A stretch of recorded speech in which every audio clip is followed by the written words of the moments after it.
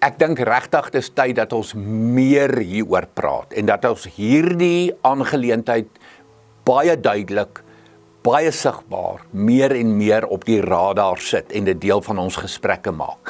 En dit is die te veel gebruik van skerms, die wangebruik, die misbruik van skerms in ons lewe. Dit is nou eintlik so dat in Suid-Afrika ons nou die wêreldkampioene is wat skermtyd aanbetref. Ons spandeer die meeste tyd in die hele ganse wêreld op skerms.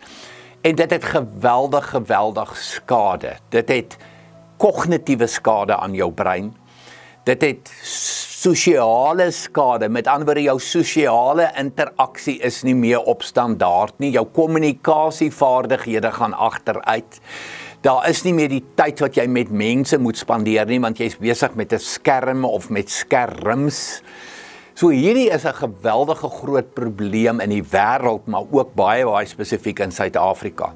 Maar behalwe die sosiale skade en die emosionele welstandskade, het jy nog die verslawingsskade ook. Maar die belangrike een vir my is die verhoudingsskade. Want ons het net 24 ure 'n dag. Ek en jy het dieselfde tyd per dag wat ons leef, wat ons asemhaal, wat ons tyd het om met mekaar interaksie te hê of met skerms besig te wees. So daar's 'n geleentheidskoste. Dis of die een of die ander. En daarom wil ek jou voorstel vandag aan 3 woorde wat ek dink jy nog nooit van gehoor het nie. Die eerste een is technoference. Technoference. Dis maar net 'n ander manier om te sê, hier's 'n interference met verhoudings. En wat is die oorsaak? Tegnologie, skerms. Technoference, daar's vir jou 'n nuwe woord. 'n Ander een, selfishness, wat jy begin met C-E-L-L.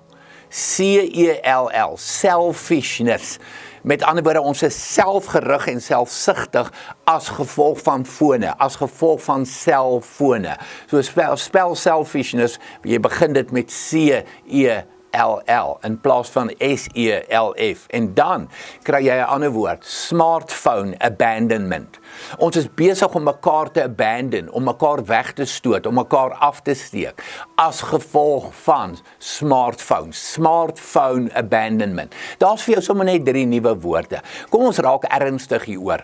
In ons eie persoonlike tyd, maar liewe ouers, ook ouers wat kinders aanbetref. Raak weer streng, raak weer die ouer en begin ook baie sterk beperking sit op die tyd wat met skerms deurgebring word. Heerlike week, heerlike dag vir jou verder.